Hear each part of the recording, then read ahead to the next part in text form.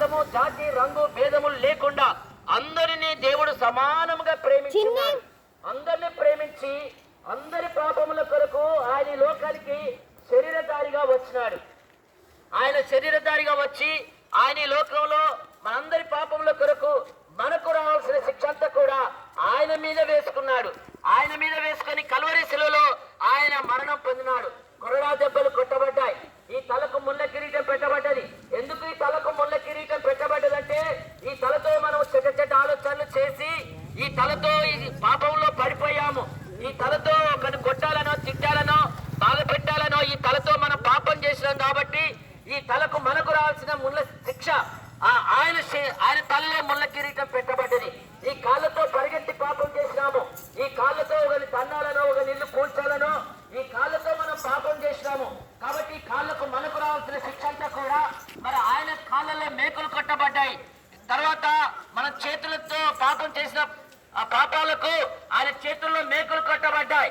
ఈ చేతులతో ఒకరిని కొట్టాలనో ఒకరిని కొట్టడం ద్వారానో చంపడం ద్వారానో మరి మోసం చేయడం ద్వారానో ఈ చేతుల ద్వారా మోసాలు చేయడం ద్వారా ఈ చేతులకు మనకు రావాల్సిన శిక్ష అంతా కూడా ఆ యేసుక్రీస్తు ప్రభుల వారి చేతుల్లో మేకులు కొట్టబడ్డాయి. మనకు రావాల్సిన శిక్ష అంతా కూడా ఆయన భరించాడు. ఆయన ఎవరయ్యా భరించడానికంటే ఆయన నిన్ను నన్ను పుట్టించిన దేవుడు, ఆయన నిన్ను నన్ను కలుగ చేసిన దేవుడు, ఆయన నిన్ను నన్ను ప్రేమిస్తున్న దేవుడు. ఆయన మనల్ని కలుగ చేశాడు కాబట్టి మనం ఆయన పిల్లలం కాబట్టి ఆయన మన తండ్రి కాబట్టి మనకు రావాల్సిన శిక్ష అంతా కూడా ఆయన భరించి మనకు ఏ శిక్షా విధి లేకుండా చేసినాడు. ఇప్పుడు ఎవరైతే యేసు ప్రభువునందు విశ్వాసం ఉంచుతారో, ఎవరైతే ఆయన యందు పాప క్షమాపణ పొందుకోవాలని ఇష్టపడతారో, ఎవరైతే యేసునందు నమ్మకం ఉంచుతారో వారికి పాప క్షమాపణ ఉంది, నరకం తప్పుతుంది, దేవుని రాజ్యము దొరుకుతుంది. కనుక యేసు ప్రభువు నమ్ముకోవడానికి కులము, మతము, జాతి, రంగు భేదములు, ఈ ప్రాంతం ఆ ప్రాంతము, ధనవంతుడు పేదవాడు, ఈ దేశస్తుడు ఆ దేశస్తుడు అని ఎలాంటి తారతమ్యం లేదు. దేవుడు ఒక్కడే, ఆయనే అందరికీ ప్రభు అయినటువంటి యేసుక్రీస్తుల వారని గ్రంథాలు ఘోషిస్తా ఉన్నాయి, తెలియపరుస్తా ఉన్నాయి. కాబట్టి మనందరి పాపాల కొరకు ఆయన రక్తం చిందించినాడు. దేవుని యొక్క వాక్యం ఇలాగ సెలవిస్తా ఉంది. పాప క్షమాపణ కలగాలంటే మరి రక్తం చిందించబడాలని ఆ గ్రంథాలు సెలవిస్తా ఉన్నాయి. సర్వపాప పరిహారం రక్త ప్రోక్షణం అవశ్యం, తద్రక్తమేనా పరమాత్మ పుణ్యదాన బలియాగమని మరి వేదాలలో రాయబడ్డది. వేదాలలో రాయబడిన ప్రకారంగా సర్వపాప పరిహారం రక్త ప్రోక్షణం అవశ్యం, తద్రక్తమేనా పరమాత్మ పుణ్యదాన బలియాగమని వేదాలలో రాయబడ్డది. ఈ సత్యము మీకు తెలియక మనం దేవుని దగ్గరికి వెళ్ళి దారి తప్పిపోయినాము. ఆ వేదాలలో ఉన్నటువంటి లోకం యొక్క సంస్కృతులు రాయబడ్డది. ఈ భాష మనకు అర్థం కాకుండా ఉన్నది. అందుకే మనం తెలియక దేవుని దగ్గరికి వెళ్ళి దారి తప్పిపోయాం, మోసపోతున్నాం, నష్టపోతున్నాం, మరి నరకం పాలవుతున్నాం. సర్వపాప పరిహారం అనగా సర్వ పాపముల యొక్క మానవులు పాపాలు క్షమించబడాలంటే సర్వపాప పరిహారం రక్తం చిందించడం అవసరమై ఉన్నది. మరి ఎవరు రక్తం చిందించాలి?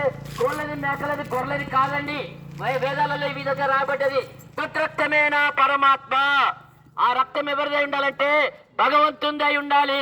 ఆ భగవంతుడే మనకు అందరి కొరకు లోక కళ్యాణ రక్షణ కొరకు ఆ భగవంతుడే రక్తం చిందించాలని ఆ వేదాలలో రాయబడినది.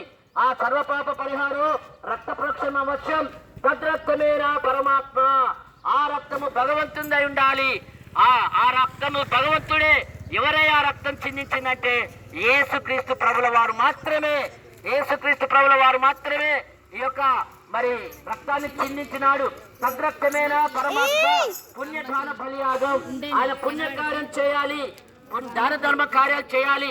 ఆయనే మన కొరకు పుణ్యకార్యాలు, దాన ధర్మ కార్యాలు చేసిన దేవుడు. కాబట్టి దేవుని బిడ్డలారా, మరి ఈ సత్యాన్ని తెలుసుకునండి.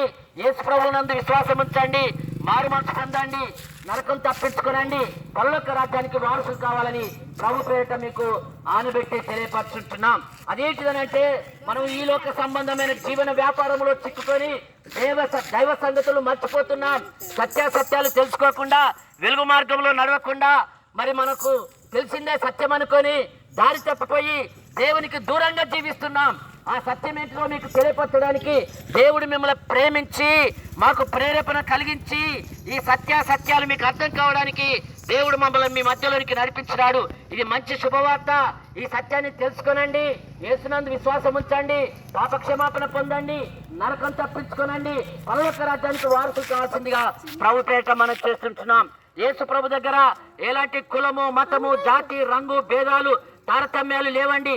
దేవుని దగ్గర కుల మతాలు తారతమ్యాలు లేవు. అందరూ సమానమే. పేదవాడు ధనవంతుడని తారతమ్యాలు లేవు. అందరూ సమానమే.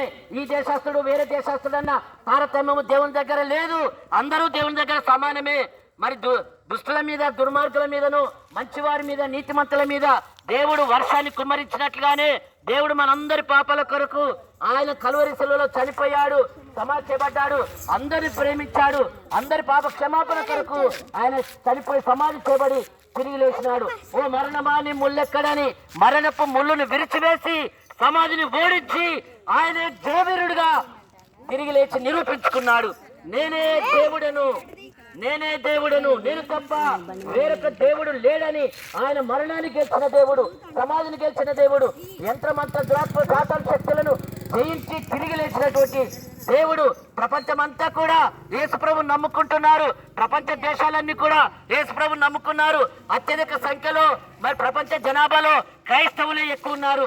ఎందుకొరకు ఉన్నారంటే ఆయన నిజమైన దేవుడని నిరూపించుకున్నారు కాబట్టి. కనుక యేసుప్రభు నమ్ముకోవడానికి అనేకులు జ్ఞానులు, మేధావులు, పండితులు, శాస్త్రులు, గొప్ప గొప్ప వాళ్ళందరూ కూడా యేసుప్రభు నమ్ముకుంటున్నారు. కనుక మనం కూడా నమ్ముకొని జ్ఞానుల కోవకు చెంది నరకం తప్పించుకొని పరలోక రాజ్యానికి వారసులు కావాలని ప్రభు పేరిట ఈ మంచి శుభవార్తను మీకు అందిస్తున్నాం. దేవుడు మిమ్మల్ని అందరినీ దీవించుగాక. మీకు అందరికీ దేవుడు మంచి ఆరోగ్యాలు ప్రసాదించుగాక. మిమ్మల్ని అందరినీ రక్షణ మార్గంలోకి నడిపించుగాక. అందరినీ దేవుడు మిమ్మల్ని నరకం నుండి తప్పించి పరలోక రాజ్యానికి వారసులుగా దేవుడు మీకు సహాయం చేయను గాక. ఆమేన్, ఆమేన్, ఆమేన్.